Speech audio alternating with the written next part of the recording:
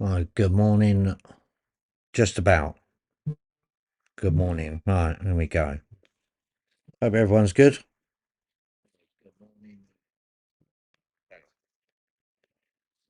Right, audio's there. Okay. How is everyone? Everyone well? Right. Bear's got his nose out the window. And he's putting the sunlight on the screen. I can't see it. Thank you, Bear. Right, I thought we'd do start off today with a little recap from yesterday. If you didn't see the video from yesterday, I will play it now. We've got a few people in. Where Robert, Jenna, I think it is I can't remember. Was asking Lammy some questions. Okay, let's go over to that.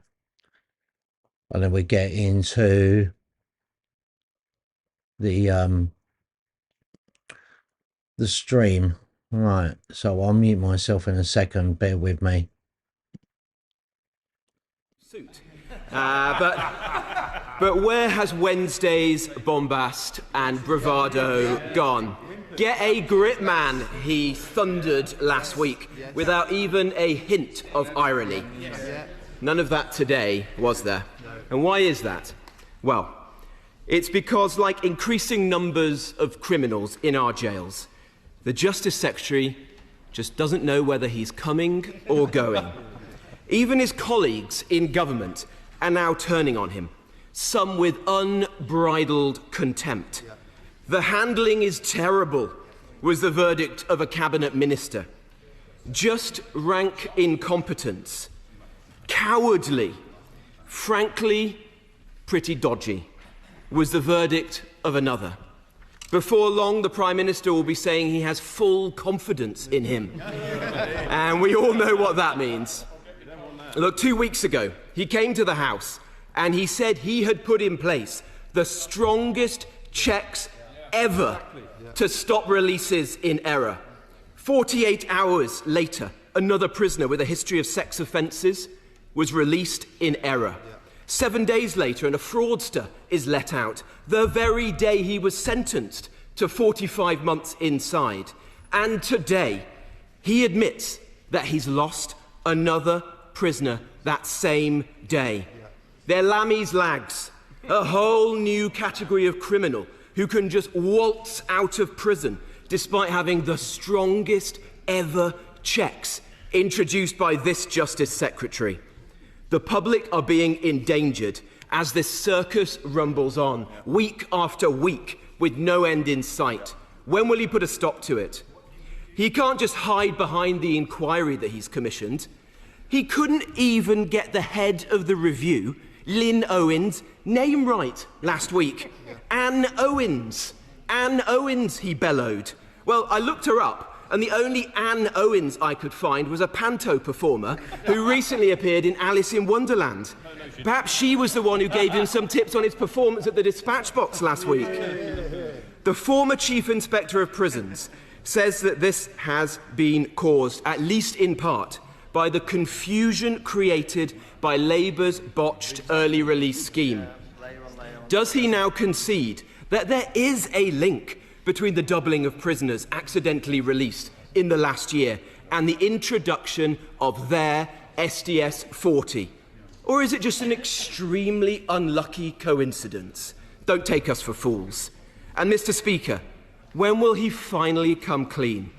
He won't provide details in parliamentary questions. He won't answer even when he is here for Prime Minister's questions. He won't respond to letters. Well, perhaps that's because they weren't addressed to the Deputy Prime Minister. He's now been dragged here, kicking and screaming, to admit that one prisoner has been on the run from this Labour government for 14 months, and 91 have been accidentally released over the last 7 months. But the Justice Secretary is so clueless, he's literally lost track of how many prisoners he's lost. He says today a prisoner may have been accidentally released last Monday. Well, has he looked? He's either in his cell or he's not.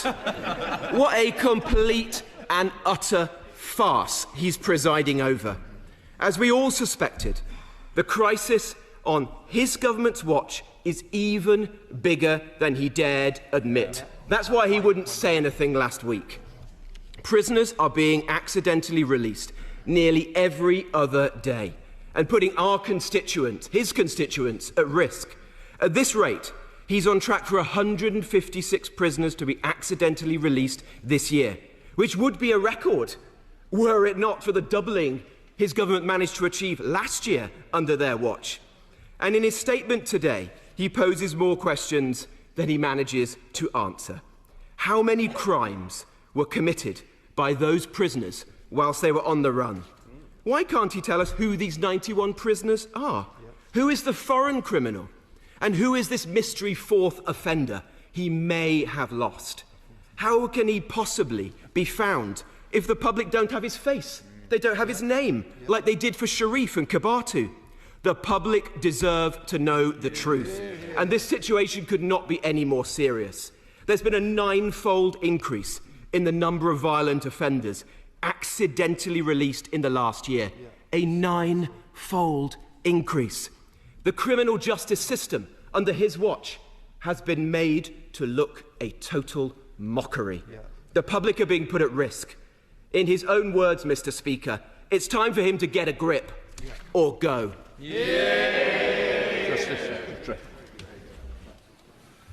Well, Mr. Speaker, this is a crisis that we inherited in our prison system.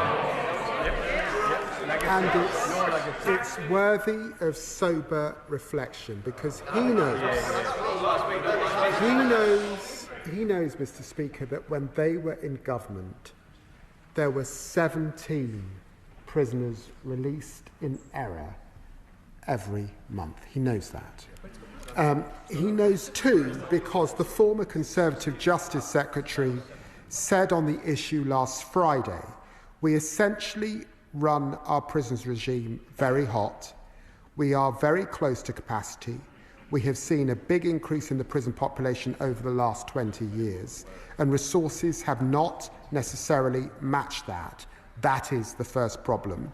And another former Justice Secretary, Alex Chalk, said part of the issue is we can't hold on to prison officers without that expertise. Errors creep in. And he himself also challenged their record in office. So he knows that this is a cross-party issue that, of course, we have to grip. Now, I said that I put in place those checks, and I stand by the checks that I put in. I also said in my statement that the cases that we are uncovering, many of them occurred before those checks were in place, and another case involved an error that was in the court system, and that's why this new query process is very important indeed. And it is the case that we had to introduce SDS 40, and he knows why that's the case, because his government, just in the last few months in office, made 3 different changes to their early release scheme. So worried were they about prison capacity, a prison capacity issue that we inherited. He knows 500 extra places in the prison system is all that they built in 14 years in office, 14 years, and we've pledged 14,000 by 2031.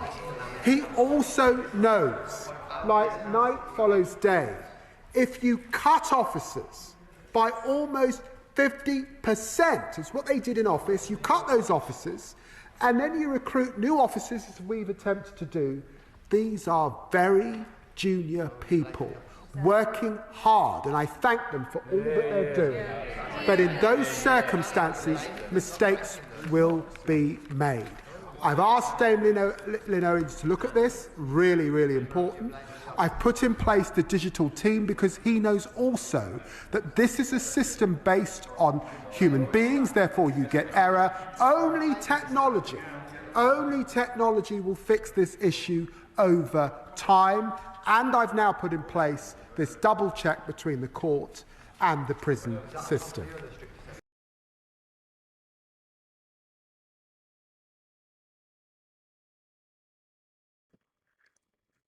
Right, well, that was just a recap from yesterday.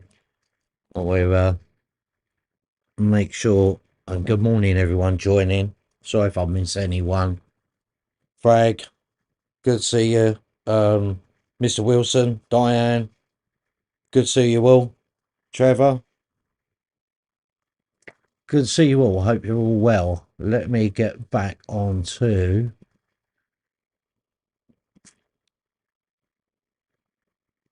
the scene. We're still waiting for him at the moment. So, yeah, thanks for all coming in. Much appreciated. We're just gonna sit back and we'll wait for them to start. And we will see what today will bring. Obviously, we saw what happened last week.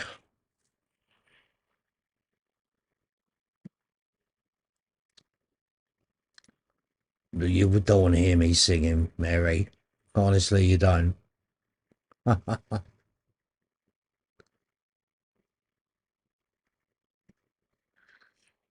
Mm.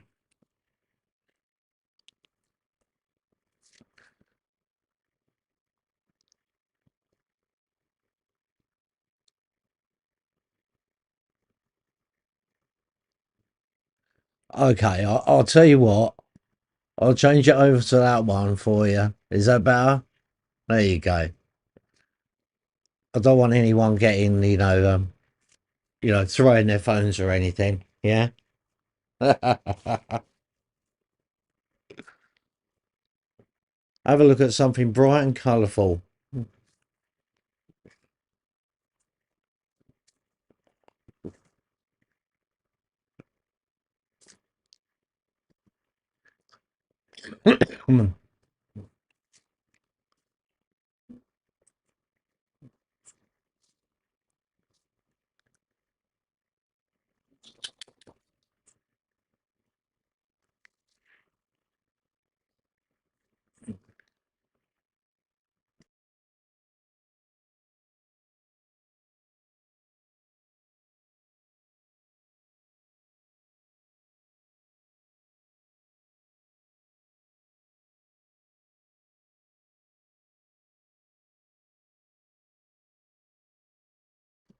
Yeah, Mary Jane. Yeah. I should have I haven't got the one with the poppy on here of it either. But yeah, there's 3 versions now. There's this version, the one with the poppy on, and the one with bear on will stay on that channel. All right. I was just waiting for them to start. I thought they were going to start. Hold on, what's the time? Got about 5 minutes.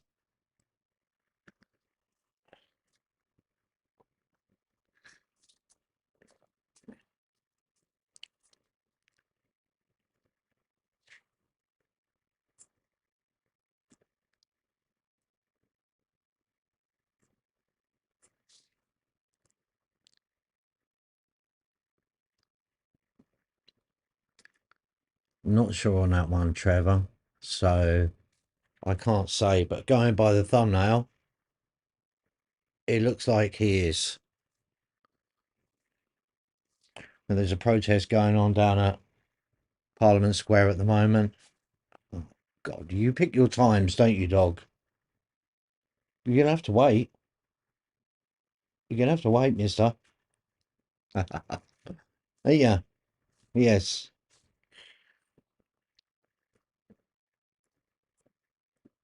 Yeah. Oh, nice one, Frank. Yeah, to be honest, I've left it the same for years. I'm not good at editing, but I've found a couple of little things, so little tricks. So I've been changing it quite a bit.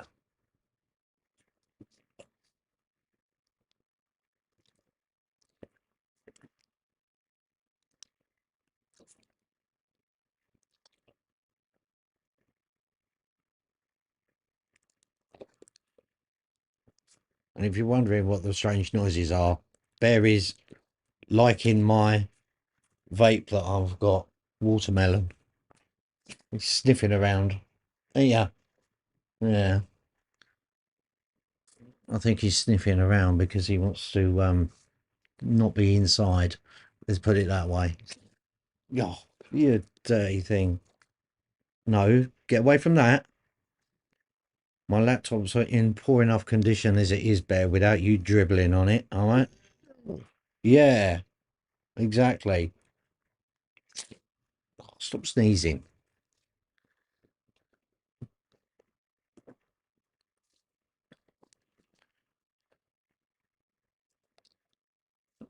I will do, Trevor.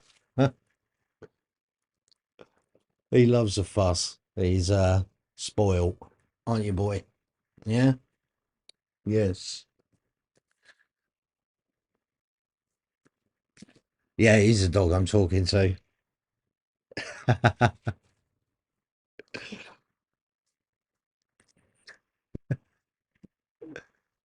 He's the only one who listens to me. Oh, I don't know if we can hear him sneezing.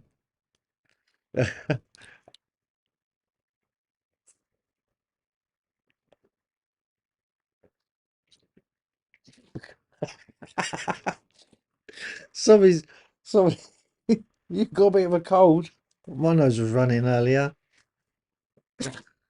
Oh, what is the matter with you? God. Right, we're going to start any minute. I'm not going to muck.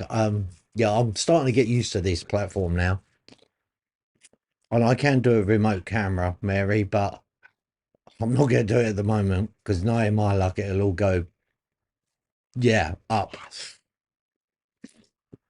Do you mind not sneezing away in the background there? What's the matter with you?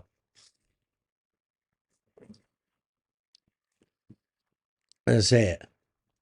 That's it, Trevor. Good boy.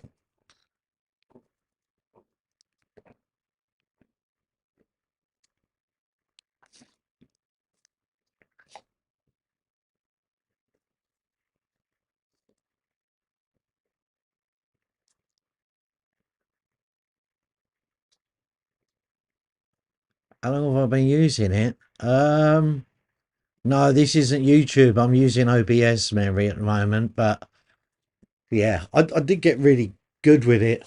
And then I took a little bit of time away from doing this. So I think just changed the time to 12 o'clock. Great.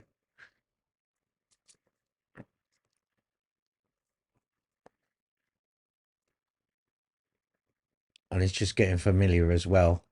And it doesn't help when you got a Rona, hello. Doesn't help when you've got to use two pairs of glasses, one to look at the laptop keyboard and one to look at the telly.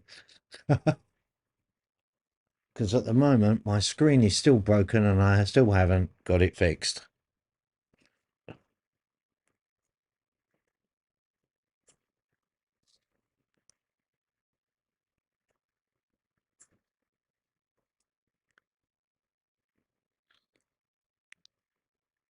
Oh, well, see, that one still works.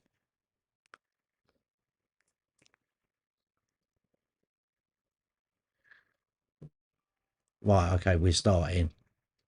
Sincerity on this question to heart and work with him to ensure that we are robustly enforcing the duties that are already placed on Ofcom under the Online Safety Act. Mayor Ellis. Number 7, please, Mr. Speaker. Minister.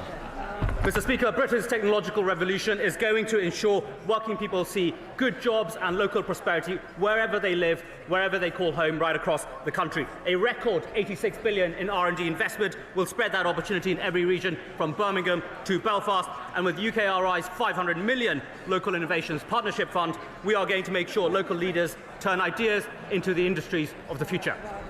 Mayor Lish. Thank you, Mr. Speaker. The £54 million UKRI Global Talent Fund, which was designed to attract and retain international research talent, has excluded all northern universities from its funding. UKRI waived eligibility criteria to ensure devolved nations receive some of the funding, but meanwhile Lancaster University, a huge driver in the economic growth of Lancashire and North West, and which reached the highest eligibility criteria, received none. Will he commit to the Northern Powerhouse Partnership's recommendation for UKRI funding, including greater transparency of data and methodology used in UKRI assessments, and including institutional size and their role within regions' economy when making future decisions for UKRI funding?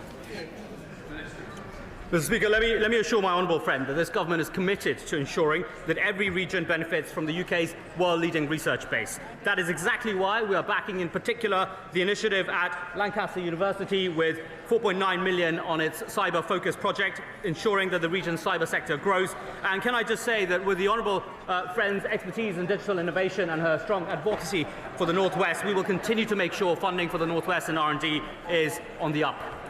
Bob Pritchard. The Minister will know that Harper Adams University is a world-leading research institution. He'll also be aware of the university's Agritech Research Centre. So can I invite him, on behalf of the Vice-Chancellor, to visit the university, to look at the excellent work around robotics and AI and sustainable farming, particularly around eco-farming and increasing productivity, but in a way that is sustainable? Well, that's a very easy yes, combining my interest in agriculture and technology, so I will take the honourable member up on the offer. We come to Topicals. George Pentington. Number one. So stay. If I may briefly, Mr. Speaker, this government is determined to seize the opportunities that new technology brings. But in order to do that, we must protect our children online and protect our critical national infrastructure from technological threats too. That's why today we're tabling an amendment to the Crime and Policing Bill so we can crack down on the use of AI to depict child abuse, and why we're introducing our new Cyber Security and Resilience Bill to modernise the law and keep vital services safe. George Pentington. Thank you, Mr. Speaker. On October the 20th, a phone mast serving thousands of people in Hebden Bridge and Mythenroyd was removed without warning, cutting O2, Vodafone and 3 coverage. Residents were told they would be disconnected until April, and it was only through the intervention of Baroness Lloyd and I that a temporary fix was found after 3 weeks. Given the essential role of mobile services in our communities and the impact this impacted businesses, GPs, safeguarding in many more areas, our mobile phones have become a utility and they're regulated like... Oh, it's Topicals. You finish, Secretary of State.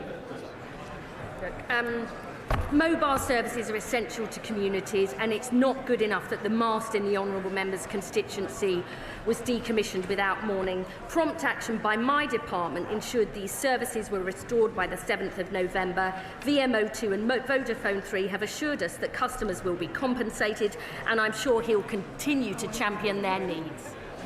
So, Secretary of State, Julia Lopez.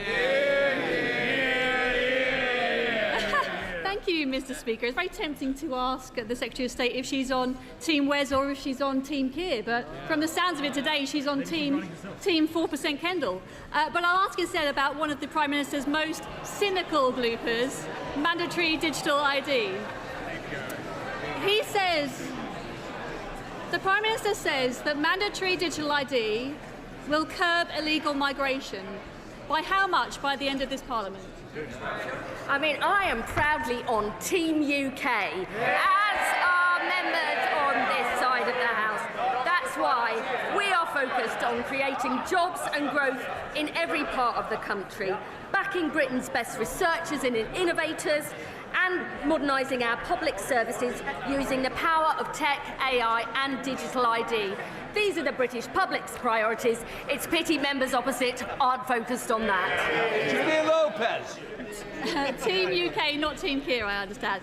This whole mandatory ID scheme hangs on its promise to curb illegal migration. And the Secretary of State can provide no numbers on that, not a percentage, not even a range. Labour's already made employing Brits harder and more expensive. And now somebody will not be able to get a job if they resist a mandatory digital identity that will not stop the boats. Did the Prime Minister take this project away from the Secretary of State because he has no faith in her, or because she cannot bear to repeat his guff? Digital ID so that we modernise the state and public services to better meet people's needs, fit services around them and help tackle illegal immigration, I think is what the British public wants and needs to see. It is right that the Cabinet Office and my right honourable friend, the Chief Secretary to the Prime Minister, is leading this vital cross-government programme. And I would say to the honourable lady, when this is implemented, when services are fitted around people, not the honourable lady is chuntering from a sedentary position, but it is precisely in order to modernise the state. Unless she's first focused on the future, her party will remain stuck in the past. James Dees. Thank you, Mr. Speaker. Nottingham University announced last week that it is closing 16 courses as part of cost-saving measures due to limited research income making these courses less financially viable. What steps is the Secretary of State taking to make sure her huge R&D budget gets to frontline institutions and universities at the heart of our vision for growing the economy?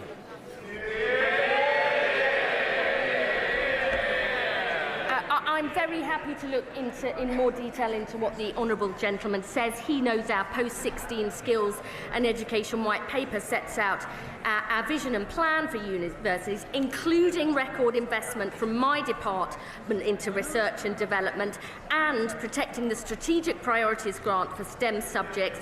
There's more we can do, and I'm happy to discuss it with him further. Lisa Smart. Speaker, Starting Point in Woodley is a social enterprise that works to tackle digital exclusion. They tell me that the lack of access to a device is a barrier for too many of my constituents. What plans does the government have to enable the refurbishment of government and civil service devices to make it easier for my constituents to get online? Mr. Speaker, the Honourable Lady raised a very important question about digital inclusion, which is right at the heart of the government's strategy. We just heard from the opposition that they're against digital ID and digitalising this country. I knew my answer would be popular, but I'm very happy to meet with the Honourable Lady to talk about that specific project in her constituency. Marcus Campbell-Sabers. Thank you, Mr. Speaker. Given the constant criticism of the Information and Commissioner's Office for weak FOI enforcement and sluggish decisions, why must Britain lag behind countries like Sweden and Norway, where citizens routinely access information in under a week? And how can MPs meaningfully hold the Commissioner to account? Mr. Speaker, the ICO is operationally independent of government and is accountable to this Parliament. The Information Commissioner can appear in front of the select committees to discuss the ICO's performance, and I would encourage the select committee to perhaps do that. Right, that completes questions. I'd like to welcome the Canadian Speaker and the ministers with him today. Right, we now come to Brian's question. Lincoln Job. Number one, Mr. Speaker. Well, Prime Minister. Can I also welcome the Canadian Speaker? And can I also welcome Mervyn Kirsch to the gallery today? He's a member of our greatest generation, a D-Day veteran who entered Bergen-Belsen days after it was liberated. Mervyn is 100 years old. I'm lucky to have met him twice, and I know that it took him many, many years before he felt he could even begin to tell his story. And we thank him for his service and the story that he has told us in respect of it. As we mark Armistice Day, we give our eternal thanks to Mervyn and all those who served, and remember the extraordinary sacrifice of ordinary people who fought to defend our freedom. Mr. Speaker, the House will also want to join me in remembering Holocaust survivor Manfred Goldberg. He showed the most extraordinary courage to share his testimony. And in his memory, we must ensure that never again means never again. Mr. Speaker, I welcome the news that SSE have announced that they will spend £33 billion on clean energy projects in this country. That's a major vote of confidence in the UK economy, happening because of our decisions to embrace the opportunities of clean power. Mr. Speaker, this morning I had meetings with ministerial colleagues and others. In addition to my duties in this House, I shall have further such meetings later today. Good job. Thank you, Mr. Speaker. And can I associate myself with the Prime Minister's remarks about remembrance? I particularly remember in 1997 in West Africa, where I somehow managed to survive a bloody and violent attempted coup. So if the Prime Minister wants any ideas about how to do that, he only has to ask. The Prime Minister's questions last week was, Mr. Speaker, an absolute bin fire. So if the Prime Minister is indeed intent on promoting the United Kingdom on the world stage, please can he promise the House that he will never, ever, ever be away on a Wednesday ever again?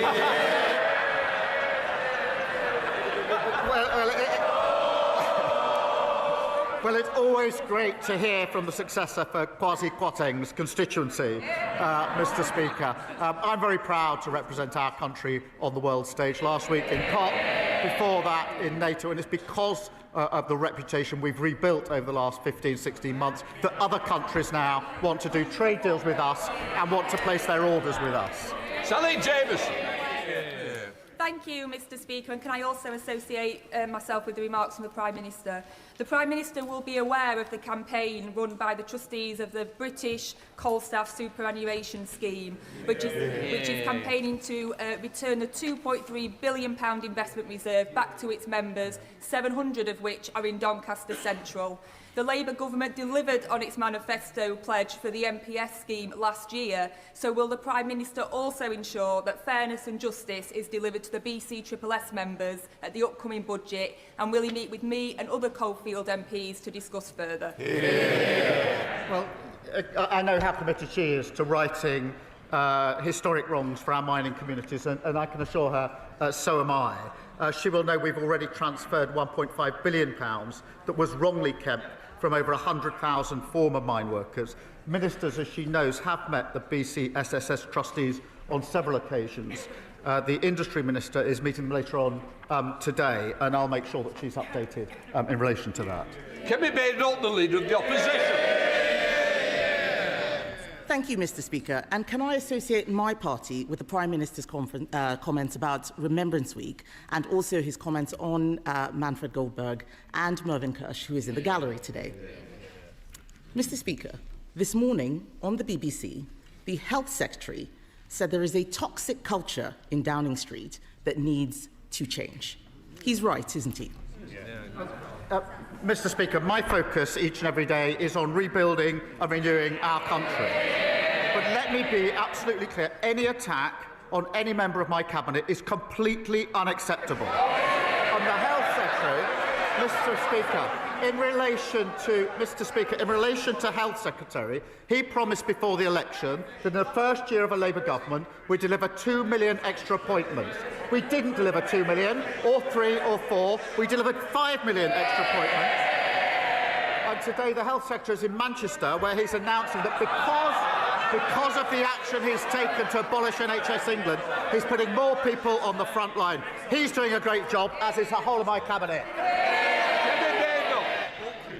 Mr. Speaker, what we heard the Health Secretary say this morning was that he wants to cut waiting lists, but we all know that there's only one waiting list that he really wants to cut. But the Prime Minister is not going to do anything about the toxic culture. This is his responsibility. Just last night, his allies accused not just the Health Secretary, but the Home Secretary and even the Energy Secretary of launching leadership bids.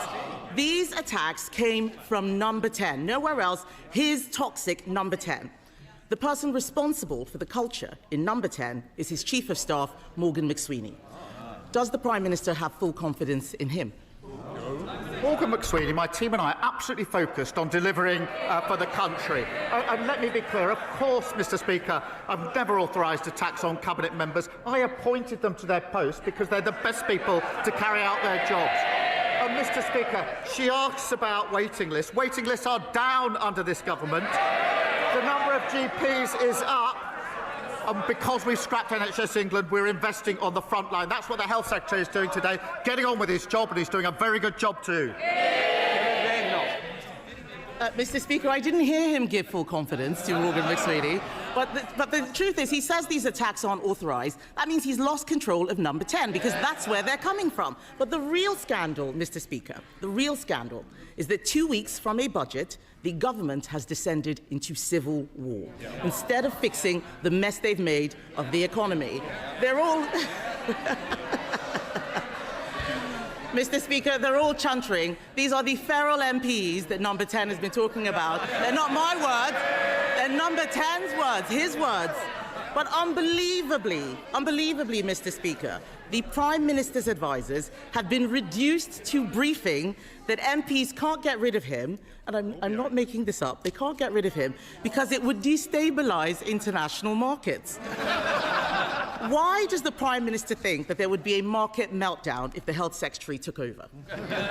Mr. Speaker, this is a united team and we are delivering together. Look what we're doing. The fastest growth in the G7. 5 interest rate cuts. Trade deals with the EU, the US and India, all of which they oppose, we've delivered. And I can update the House. If people want to audition for a pantomime, I suggest you go to the Old Vic. Pantomime. Mr. Speaker, I can update the House. The Bank of England has upgraded growth today. We've secured £230 billion of private investment. And just this morning, I thought she might welcome it, the SSE have announced £33 billion of investment in clean power. That's what this team are delivering for the country, fixing the mess that they left. Mr. Speaker, he's talking about growth and investment while the Prime Minister desperately tries to cling on to his own job. Perhaps he understands what it's like for all those people out there losing their jobs. How can he talk about growth? Yesterday, we learned that unemployment has risen to the same rate as it was in lockdown. 180,000 jobs lost, Mr. Speaker. Why does the Prime Minister think that unemployment has risen every single month since Labour took office? Mr. Speaker, let me give the House the details. 329,000 people more are in work since the start of this year. So 329,000 more are in work. Of course, I accept we need to do more in relation to unemployment. That's why we're transforming job centres, which they opposed. That's why we're working with 60 major businesses to tackle ill health in the workplace and invested £3.8 billion in tailored back-to-work support, which they opposed. I would also remind the Leader of the Opposition, Mr. Speaker, that the average unemployment in the 14 years of her government was 5.4%, higher than the rate today. Mr. Speaker, we left employment higher than it was after the last Labour government.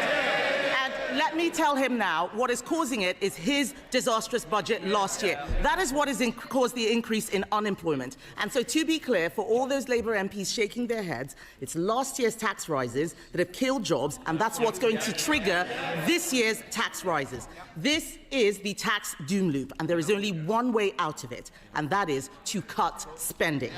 So why is the Prime Minister instead offering welfare giveaways to save his own skin? Well, Mr. Speaker, I'll tell the Opposition why we increased national insurance. It's because of the mess that they left the country in. The NHS on its knees. Now we've got 5 million extra appointments, waiting lists down, and 2,500 more GPs as a result of our decisions. But it's nearly the one-year anniversary, but she still hasn't told us in relation to national insurance whether she agrees and admits that we should do it, or if not, if that's her position, how she would find the money that we raised in the budget. She's had a whole year to think about that question. Perhaps now she can give us an answer. Mr. Speaker, I wouldn't have made the stupid mistake in the first place of putting up the jobs tax and killing jobs. Since they came in, it's been disaster after disaster. The Deputy Prime Minister, the new Deputy Prime Minister, is clueless about how many illegal migrant sex offenders he's let loose. The Culture Secretary breaking the rules to give her donor a top job. Taxes set to rise even further. unemployment at levels not seen since lockdown, and in the middle of it, a weak Prime Minister at war with his own cabinet.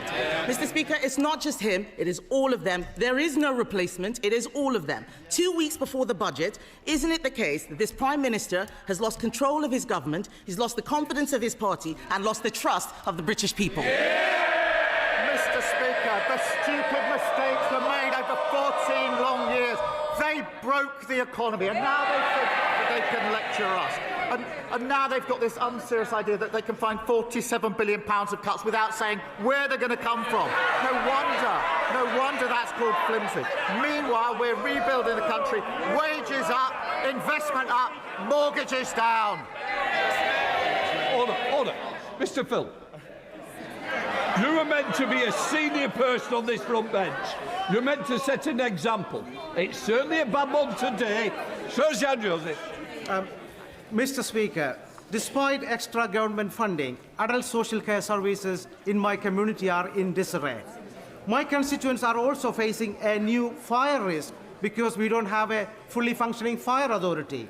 This has all been caused by the dysfunction at Kent County Council because so many reform councillors have been suspended for bad behaviour. So does the Prime Minister share my concern that reform chaos is a risk to public safety? My sympathy is with the people of Kent whose lives are being disrupted by the staggering incompetence of reform. Mr. Speaker, Kent County Council was supposed to be the blueprint for what reform would deliver across the country. Now we can see what that means. Cutting local services, raising council tax, failing to protect the public. That's all reform have to offer. Grievance, division and total incompetence. Sir David, leader of the Liberal Democrats. Thank you, Mr. Speaker. Can I associate myself with the earlier remarks of the Prime Minister and say what a great honour it was to join the royal family at the Cenotaph on Remembrance Sunday to pay our respects to all those heroes who gave their lives for our country. We must never forget the sacrifice they made for our freedoms. Mr. Speaker, a great British institution is under attack from a foreign government. President Trump is trying to destroy our BBC, not because he cares about the truth, but because he doesn't want to get away with his lies.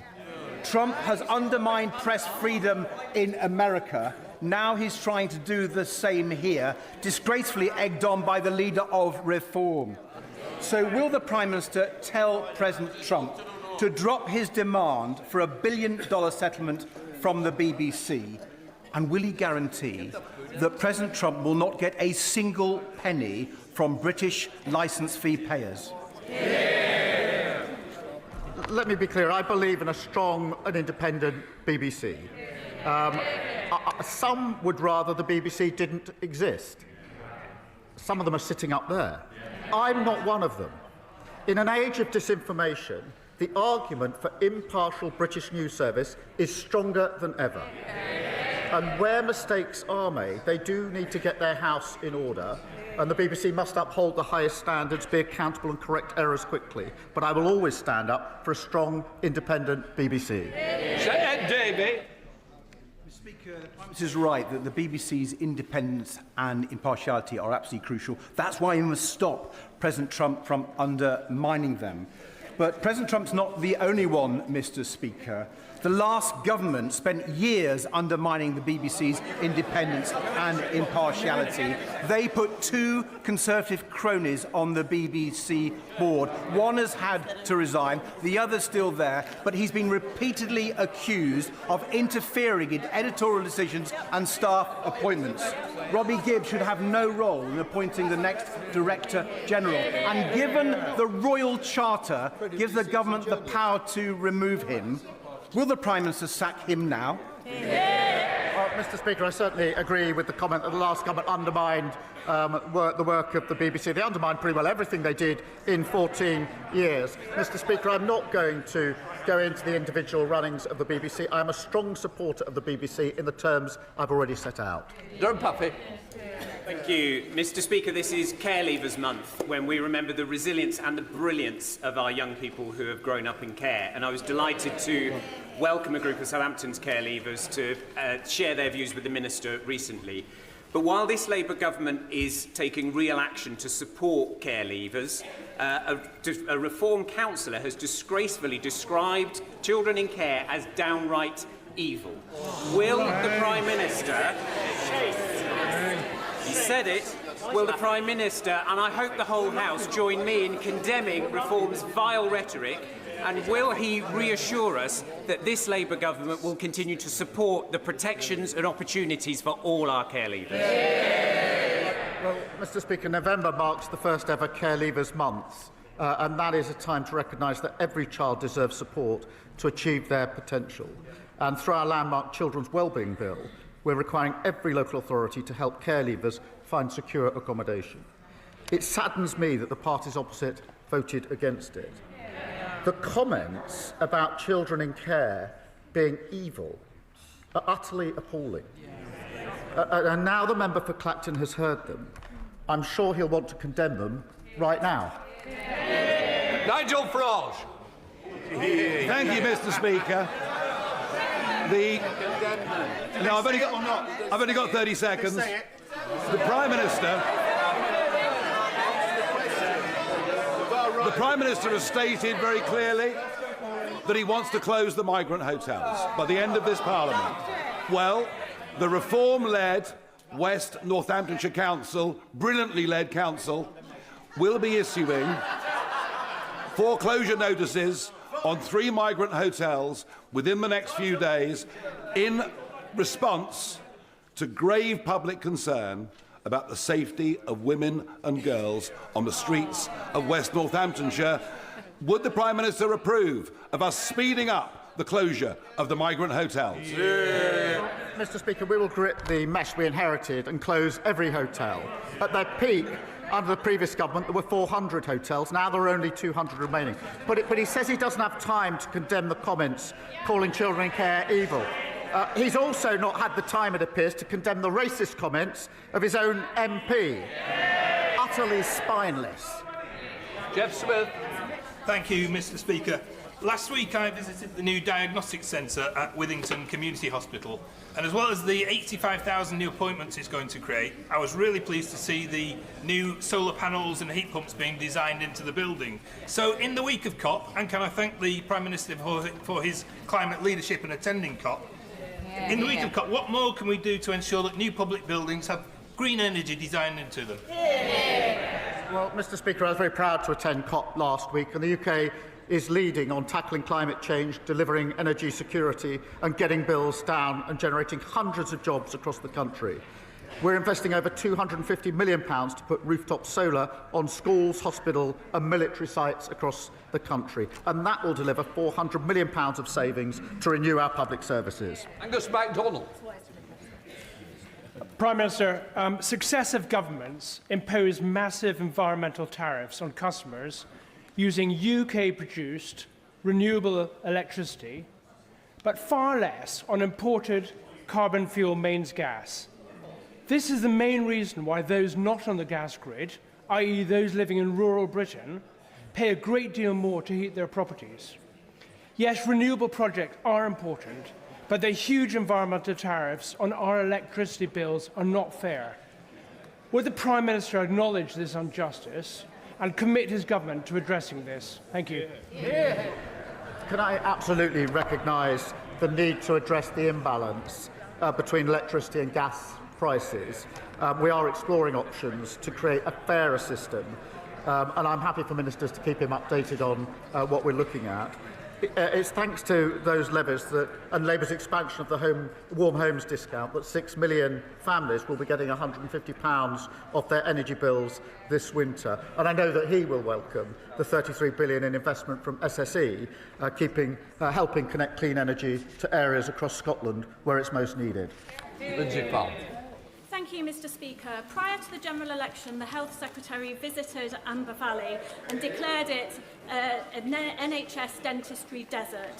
Since then, I've secured £240,000 of additional funding, encouraged my constituents to access the 16,300 emergency appointments in Derbyshire, and last week secured thousands of extra UDAs. But there is more to do. So can the Prime Minister update me on the progress of the contract negotiations with the BDA and the timescale that the department is working to. Well, Mr. Speaker, I'm appalled that we inherited such a situation where tooth decay is the most common reason where children between 5 and 9 are admitted to hospital. Every children's hospital under their watch, going in 5 to 9. I was very shocked when I heard this the first time at Alderhay Hospital up in the northwest, that more children being admitted to have their teeth taken out because they're rotting between the ages of 5 to 9 than any other operation. That was their record. They should just be ashamed of it. Ashamed of it. It's why I'm determined to rebuild NHS dentistry. I can confirm that discussions are underway with the sector, including the British Dental Association, on fundamental reform to the dental contract to get her constituents the care that they need and that they deserve. Thank you, Mr. Speaker. Jehut's Pharmacy has been responsible for repeated closures, leaving staff unpaid and residents without access to vital medicine. Unfit pharmacy owners like Sarabjit Jehuti, who has severely neglected patients and staff in West Dorset and across England, should not be running our care system. Will the Prime Minister make time in the parliamentary schedule for emergency legislation to give the government and the regulators powers to pay staff, tackle improper pharmacy owners and directors, and make sure scandals like this can never happen again? Can I thank him for raising this really serious issue, which has been raised by others across these benches on previous occasions, and it is a very serious issue. It is simply not right that customers and staff have been so badly let down. The Care Minister has convened representatives from across the industry to resolve the situation as quickly as possible, and I want to reassure him that we're working speedily to consider how to strengthen regulation of these pharmacies, and I'll update the House as soon as I can. Thank you, Mr. Speaker. During the assisted dying debates, I and many others highlighted the importance of palliative care provided by hospices, but this vital work has been left reliant on donations and charity for far too long, and Garden House Hospice in Letchworth is now facing a serious funding gap. I welcome government investment in hospices, but will the Prime Minister consider broader reform to put hospice funding on a sustainable footing? And can he ensure ministers meet with me to explore every option to keep Garden House Hospice open? I'm pleased to tell him that £100 million has now been passed to Hospice UK, so places like Garden House in his constituency can create the best environment to deliver care. That's backed, Mr. Speaker, by £26 million investment for children and young people's hospices. We're also investing over £3 million in researching palliative and end-of-life care through the National Institute for Health and Care Research. We're working on further proposals to improve the access, quality and sustainability of care, and I'll make sure that ministers keep him updated. Rebecca Paul. Thank you, Mr. Speaker. I would like to ask the Prime Minister for his help. It's been over 6 months since the Supreme Court ruling on the meaning of sex, yet public institutions are still knowingly and intentionally breaching the law. HMP Downview, a women's prison in Banstead, has 5 biological males in it.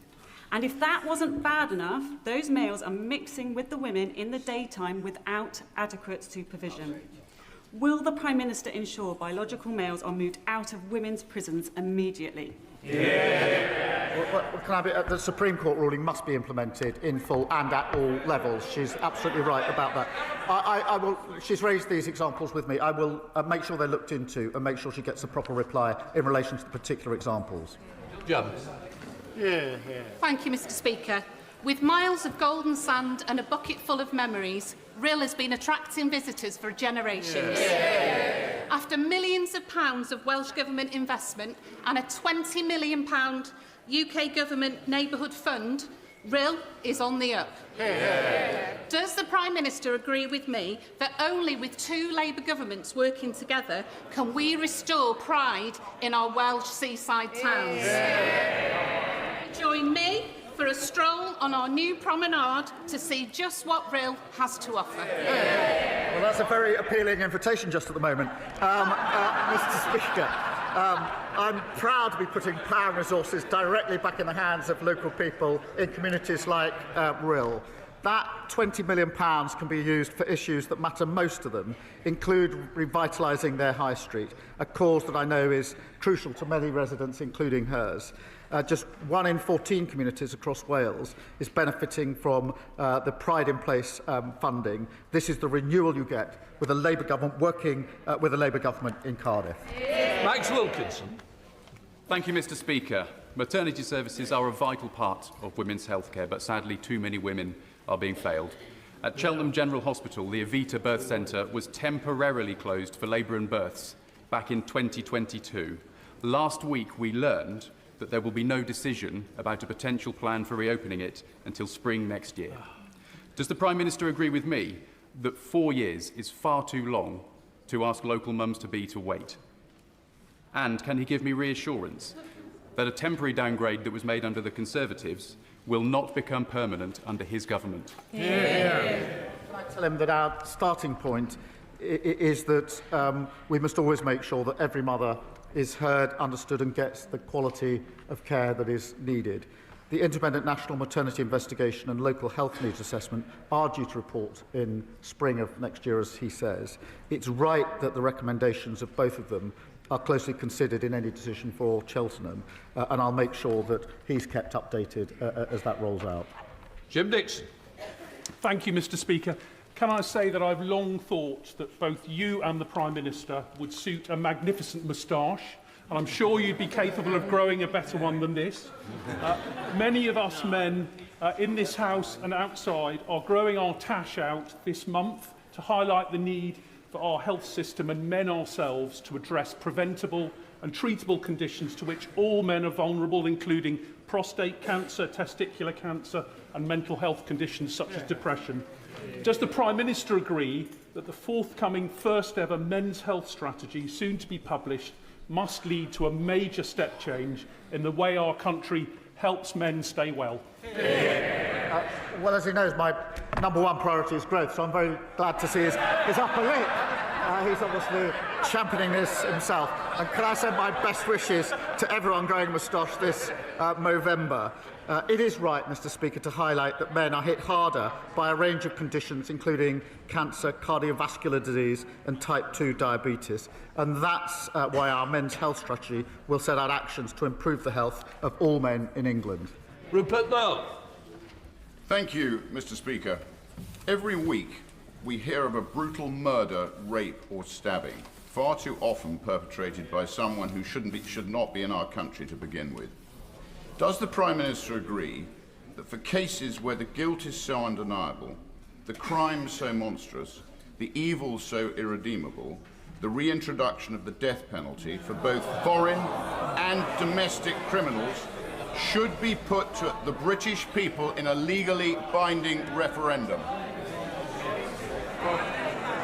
Can I first say that any attack is to be condemned, and it is absolutely right, and we're determined that there is a criminal justice response in relation to attack, however it's carried out and whoever it's carried out by. But reintroducing the death penalty is not the answer to this. It didn't work when it was in place. It led to the death of those that, in fact, turned out were innocent. But what we must do is improve, as we are, the criminal justice response in this country. Kevin Bonavia. Thank you, Mr. Speaker. I want to pay tribute to a new veterans group in Stevenage called the Muster Point, founded by Stuart Mendelson and Steve Black. Last week, I joined them at a continuous 72-hour vigil at Stevenage War Memorial, where veterans shared stories of family and friends lost in war. But veterans deserve more than just our tributes. So will the Prime Minister commit to working with veterans in Stevenage and across the UK in delivering this government's new veteran strategy in full? One of the greatest honours in this role is meeting and thanking our armed forces for their service, which obviously we've been able to do during the course of this weekend and this week. Our ambition is to bring the Armed Forces Covenant fully into law in the next Armed Forces Bill, and we will do so. We're also renewing the contract with those who serve through our veterans strategy, including Homes for Heroes, a new network of support centres connecting charities and services with veterans. and Labour patriots stand with all those who serve and have served our country. Stuart Anderson. Thank you, Mr. Speaker. And on that point, with the upcoming vote on the Northern Ireland Troubles Bill, 9 of the most respected and experienced generals of a generation have publicly attacked the government's approach on lawfare against our armed forces. They have said it will erode trust in the justice system and it is a threat to national security. As a veteran who served in Northern Ireland during the Troubles, does the Prime Minister think they're all wrong? And when is he actually going to start standing up for our veterans? Can I begin by thanking him for his service to our country? And when former service chiefs raise an issue, we will, of course, engage with them. Of course, I respect their service and their views, and will do so. We are having to get rid of unlawful legislation and putting in place a system with clear rights and protections for veterans, and we'll continue to try to get that balance right. Claire Anderson. Thank you very much, Mr. Speaker. 4 years ago, I brought in a private member's bill to ban the sale of wet wipes with plastic in. The last government dragged its feet. These wet wipes cause fatbergs in our sewers and millions of pounds on our water bills for all of our constituents and pollute rivers and seas. This government promised to bring in this ban and is doing so now. Will the Prime Minister join with me on celebrating a Labour promise delivered and share the message that we should always bin wet wipes and other wipes, not flush them? Well, can I commend her? She's been a long-standing campaigner on this important issue, and the public is right to be furious about how the last government allowed sewage to pour into our lakes, rivers and seas. Alongside tough new powers to combat pollution, this ban will put an end to plastic wet wipes that litter our beaches, clog up our sewers and harm wildlife. David Chadwick. Thank you, Mr. Speaker. Lloyds Bank have over 31,000 customers in my constituency, and yet many of those customers, particularly the elderly and the vulnerable, are struggling to get out their own cash. That's because Lloyds have closed their branches in Brecon, in Prestine, in Ustragunlais, and before the end of this month, in Pontedower. That's despite making billions in profits and paying their CEO £5 million. Will the Prime Minister write to Lloyds Bank and ask them to keep that last branch in Pontedower open? Well, I'm grateful to him for raising that, and I'll look at the particular example that he's raised. As he will know, we're rolling out hubs, some of them already in place and more to come, and I'll happily update him on where they're likely to be. Final question, Richard Quidley. Thank you, Mr. Speaker. Following the work of our APPG for eating disorders, I was horrified to hear that 19-year-old Lily Cliff, who suffers from anorexia, has been placed on an end-of-life care pathway after Rotherham, Doncaster and South Humber NHS Foundation Trust obtained a Court of Protection ruling to withdraw her treatment. This decision directly contradicts NICE guidelines and the Minister for Care's own statement in September that eating disorders are not a terminal illness. Will the Prime Minister urgently review this case to ensure that Lily and her family receive the support they need and that Lily is given every possible chance to recover and live, and remind all ICBs, NHS and hospitals that suffering from an eating disorder is not a terminal illness? Well, first, my thoughts are with Lily and her family, and the details he raises are really deeply concerning. I know he's raised this with health ministers, and I'll make sure he gets a swift response. He is a powerful advocate for change, and I share his determination that everyone with an eating disorder gets the care and the support that they need. Let the front benches change over.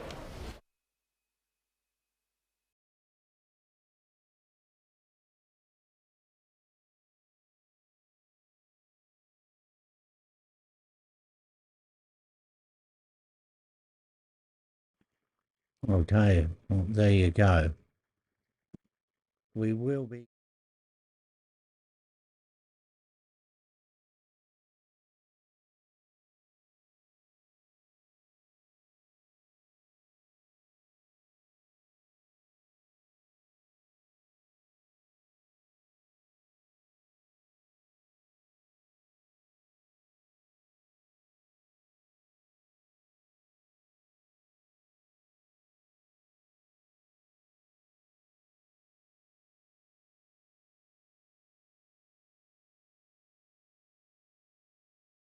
Review of Football and selected Dame Tracy Crouch to chair it. This led to a clear recommendation for an independent football regulator, which was strongly endorsed on all sides of this House. The previous government promised they would deliver this regulator, but they didn't, leaving fans in the lurch as a result. This government made it a priority and passed that legislation within our first year because we are fully committed to protecting football clubs across the country. To make that a reality, the Minister for Sport confirmed David Cogan as the independent chair of the football regulator on the 6th of October. David Cogan was the exceptional candidate, warmly endorsed across the world of football and by the cross-party select committee. As the House will be aware, the Commission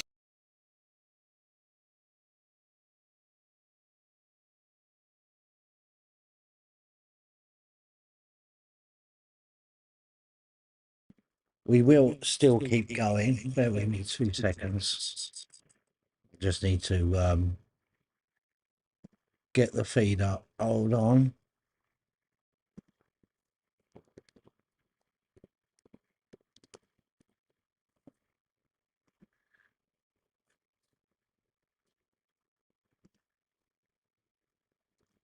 Okay, we got one. We got it. We just need to sort it out. Hold on 2 seconds. Okay, here we go.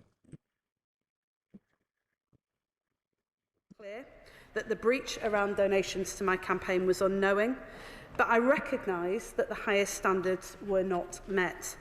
And as the Secretary of State for the department that ran this appointment, I take full responsibility for that. And it is for that reason that I wrote to the Prime Minister and apologised for this error. I will, of course, ensure that lessons are learned from this process with my department. Our focus now is to make sure that no fan ever has to go through what I and my constituents lived through in Wigan. Implementing this regime to help protect clubs in financial peril and putting the interests of fans up and down the country first is a priority for this government, and led by David Cogan, the independent football regulator, will get on with the job. We're here today debating process, but this is also about real-world impact. Fans up and down the country need us to get on with delivering on our promise and making a difference. This is for Derby County, Scunthorpe United, for Morecambe, for Sheffield Wednesday, for Wigan, Reading, Macclesfield Town and Bury. We're putting fans back at the heart of the game where they belong. Thank you, Mr. Speaker. Last Thursday, the Commissioner for Public Appointments published his report into the appointment of the Chair of the Independent Football Regulator. The report found that the Secretary of State breached the Governance Code for Public Appointments updated by her government not once, not twice, 3 times. The Secretary of State has claimed that she did not know about Mr. Cogan's donations, but the Commissioner's report clearly shows that she was briefed twice by her department regarding his conflicts before she decided to appoint him to a role that must be independent. The report also makes clear that Mr. Cogan was not shortlisted by the previous government, and it was this government that put him in the running. It was not until the Secretary of State had already recommended his appointment and the night before Mr. Cogan's appearance before the Select Committee on the 7th of May did she conveniently consider checking if she had also taken thousands of pounds off of him. Madam Deputy Speaker, I find that highly unlikely, and the Commissioner makes it clear that she was in a position to readily ascertain the details of donations made by Mr. Cogan before she made her choice, but she failed to do so. It was then after the political fallout and 6 days later she finally recused herself from the end of the process. And to show how brazen this crony appointment was, her department confirmed it while the independent investigation was still taking place. Really shameful stuff, Madam Deputy Speaker. This was not a fair and open recruitment process. The report confirms that Mr. Cogan was her preferred candidate, subject to number 10 giving the green light, and asked for DCMS officials to make the necessary arrangements for an appointment without competition. Madam Deputy Speaker, the Prime Minister's fingerprints are also clear from the Commissioner's report. We understand that Mr. Cogan donated to the Prime Minister's constituency Labour Party as well as to his leadership campaign. I almost feel sorry for the Secretary of State. She has apologised to the Prime Minister for 3 breaches of the rules for choosing his candidate. So how is it proper for the Prime Minister to have personally given the green light to a donor? Surely, Madam Deputy Speaker, if the Secretary of State was meant to have been recused from this 2020 donation, Mr Cogan, that must apply to the Prime Minister too. Or does the Prime Minister believe that the offside rules did not apply to him? So I ask the Secretary of State, who is to blame for this sorry mess? How much did Mr Cogan give to the Prime Minister, and did he declare it? And does she agree that Mr Cogan's deeply flawed appointment must be rescinded given the risks of football? And finally, will she stick by her words that rule breakers cannot be rule makers? Thank you, Madam Deputy Speaker. I'll try and answer his questions in turn. But firstly, can I just say that this was a report, a process that was subject to a thorough investigation by the Independent Commissioner for Public Appointments. And I think when he questions the findings of that report, he should reflect on whether that is a proper role of this House or not. The report was absolutely crystal clear on that point. It was also clear, in contrast to what he just asserted, that I personally fell short of what was expected. On one occasion, there were 2 other technical breaches from the department, but of course, as the Secretary of State for the Department for Culture, Media and Sport, I will take full responsibility for that. He also asked about the Prime Minister. As he will know, if he's read the report, I personally took the decision to ask Mr Cogan to put that information in front of the Select Committee at his hearing in order to ensure that they had full information as soon as I had it, within hours of finding out about this donation. And he was open and transparent about the fact that he had donated to both my campaign and the Prime Minister's campaign. But I have to say to him, I am the Secretary of State for Culture, Media and Sport. It is my department that ran this process, and it is for me to take full responsibility for it.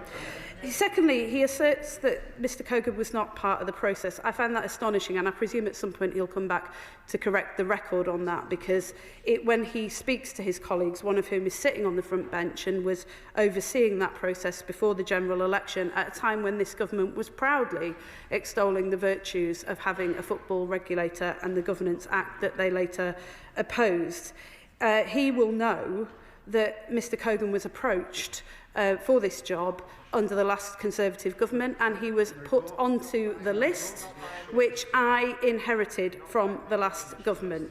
And I just want to be crystal clear on this point. He was not added to the list after the general election. He was on the list from the last Conservative government. And can I just ask him, he talks about cronies. He is talking about a man.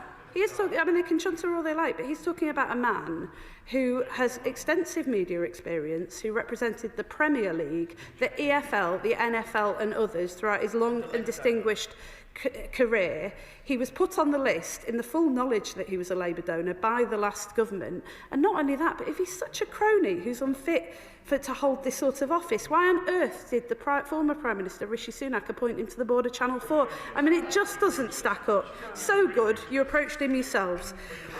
And just finally, I would just say to the honourable gentleman that, of course, I'm happy to answer extensive questions about this, and that is the reason why I've chosen to come to the House and answer these questions, despite the fact that it was the Minister for Sport who made the final decision. But I'd just say to him, as a Charlton fan himself, I am a bit surprised that, given their experience of bad owners, that he is setting himself and his party against football fans in his constituency and the length and breadth of the country by trying to attack a man whose credentials are unquestioned.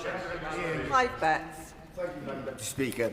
Can I say to my right honourable friend, in the terrible time that Sheffield Wednesday fans have been through in the last few months, not one has ever asked me what's happening to this report and this review.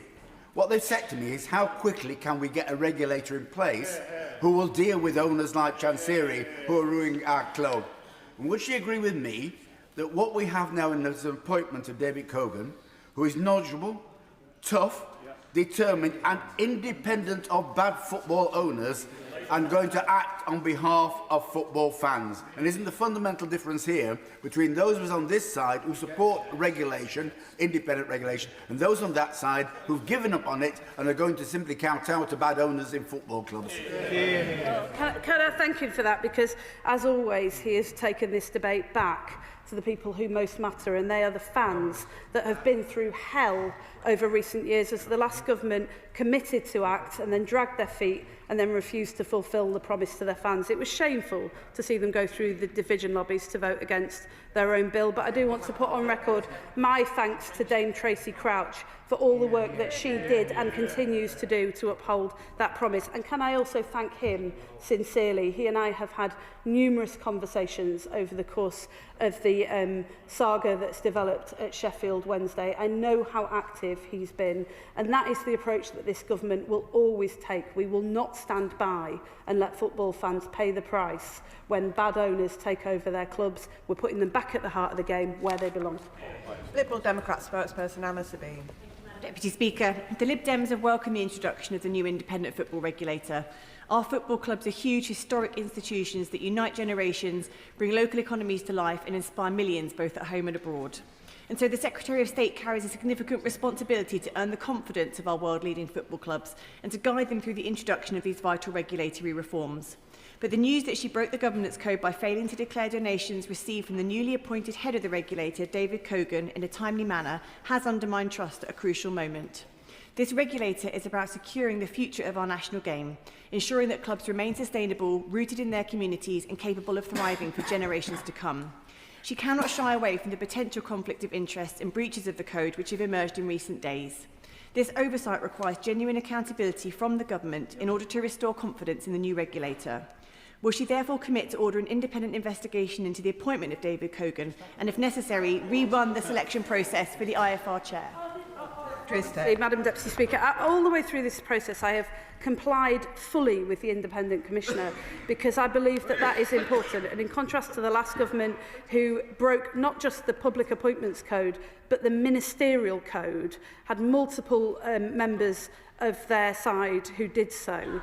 They've still got a member of the front bench who broke the ministerial code and now sits on their front bench as the shadow Foreign Secretary. Unlike them, we comply with these processes and we accept the consequences. But can I just say to the Honourable Lady, there's been an independent investigation. It's been going on for 6 months. I don't know how she's missed it. That's what we're discussing today. And can I say too that she just said to me that we need to earn the trust of the footballing world. Now, over the course of the Football Governance Act, as honourable members opposite will well know, when they were supporting this piece of legislation, there were numerous people who were concerned about the appointment of anybody to take on this role. One of them was Karen Brady, a very distinguished member of the House of Lords with extensive experience in football. Recently, she said David Cogan has dealt with the EFL UEFA for the women's game and international bodies. That matters because football isn't just about the elite, it's a pyramid, and if the top crumbles, the base cracks with it.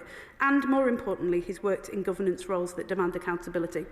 If you want any further evidence of the confidence that this appointment that David Cogan is commanding across the footballing world, it's that the staunchest critics of the government's approach to implementing a football regulator in the first place have come out strongly in support of the man who is already cracking on with putting football fans back at the heart of the game. Clive Efford. Thank you, Madam Deputy Speaker. My friend agreed with me that when Tracy Crouch was appointed to lead the review of football governance, there was no opposition from this side. There was no opposition from the fans that a Conservative was going to lead that review. There was cooperation right across this House. When it was expedient for them, the Conservatives supported the fan-led review. And now, when the bill has been put before Parliament, when things got to push to shove, they just opposed it. Yeah. They're using it as a political football. But the football fans, does she agree with me that the football fans don't give a damn about this Westminster bubble argument? What they want is a regulator that's going to be on their side. Yeah. Can I thank my honourable friend for the years of work that he's put into making sure that we got to this point. And particularly, can I personally thank him, because when my club, Wigan Athletic, was in trouble not once but twice, he and other members of the select committee couldn't have been more supportive to us in making sure that we got the right outcome and saved our club, and I do want to thank him. Can I say too that I would actually like to thank the honourable member opposite, because even though he has latterly decided that this is a terrible appointment and that this Football Governance Act is a terrible thing, a couple of years ago he said to the honourable member who was at the time the Sports Minister, following years of misery and uncertainty for fans at local clubs such as Charlton Athletic, I welcome the news of an independent football regulator. Will the Minister assure my constituents that the regulator will have sufficient powers to deal with regulatory breaches and strengthen those ownership tests? Well, I'm not sure if the Minister at the time could give an answer, but I'm happy to say that we certainly will. Chair of the Select Committee, Dame Caroline Diney. Thank you very much, Madam Deputy Speaker. Look, I want the independent regulator to succeed, not least because of clubs like mine, Portsmouth Football Club, whose fans had to step in and buy the club after 2 administrations. But we need transparency and trust in public appointments. Now, the Secretary of State has repeatedly said that the DCMS Select Committee found Mr Cogan appointable, and that is correct. We did so under the remit that we were asked to work with. However, we did so taking the unprecedented step of including a recommendation of the need for concrete steps to reassure the football community of his neutrality. Because it was Mr Cogan, not the department and not the Minister, who told the Select Committee at the very meeting to decide whether he was appointable or not about the donations. So can I just say, or can I just ask the Secretary of State, the Commissioner's report points to a wider issue with the department's public appointments process. And of the last 10 public appointments that involve parliamentary scrutiny, all but one of them has had problems with the candidate or the process at some point with DCMS. These are undermining the organisations and the people who are picked to lead them. So can I ask the Secretary of State, does she accept the department must do better at public appointments? And can I ask her what concrete steps they're taking to achieve this? Well, look, can I thank her for that? And I do very much agree with her that it's absolutely essential that the public can have confidence in the public appointments that we make, not least because of the very many debacles that we saw under the last government. And that was why I personally requested that Mr Cogan made that information available to the Select Committee within hours of being notified of it myself, so that the Select Committee had that information. She's also absolutely right to say that the committee made a recommendation to Mr Cogan that he must take steps to ensure that he was independent of government. I heard that, although that wasn't a recommendation aimed at me as the Secretary of State, I heard that loud and clear, and it was one of the reasons why I was very quick to recuse myself from that process and take no further decisions in it. She's absolutely right to say, and she's raised with myself and the Permanent Secretary the occasions on which the department has fallen short. We do take that very seriously. We've committed to coming back to her with a full list of concrete actions that we're taking. I would say, and this is not to make excuses because it is my responsibility to make sure that we get this right, but DCMS is responsible for the vast majority of public appointments. I think we make nearly 50% of all public appointments across government. That is even more reason why we need to make sure that we have the proper processes in place to get that right, and we are looking at that the moment, and we'll come back to her very quickly on that. Can I also just take this opportunity to thank her constituents, because when we were in trouble at Wigan Athletic, I remember Portsmouth fans jumping on a Zoom call with us at very short notice. They couldn't have been more supportive in giving us advice and guidance to help us pull through that difficult time. I remember that time as if it was yesterday. The amount of pain that we were going through and anxiety, the footballing world was there for us, and my commitment to her constituents and all of our constituents across the House is that this government will also be there for them too. Jeff Smith. Thank you, Madam Deputy Speaker. We now have an And it's didn't get the mic over. Right. I'm not going to echo, turn that down. Right, thank you very much everyone for watching. Mary Jane, thank you very much for modding. Sorry for the interruption where Bear, yes you, down there, wanted to go out quickly. There you go. So don't forget, if you're watching this back later on, don't forget to like, give us a comment, make sure you're subscribed, which is an important thing. Thank you very much everyone for watching. Make sure you subscribe. And we will catch you all next week at the same time in the same place. And you never know, I'll probably be live over the weekend somewhere. Right. Thank you all. Cheers, Mary. But and everyone else that's left in the chat. And we'll catch you all soon. Take care. Stay safe.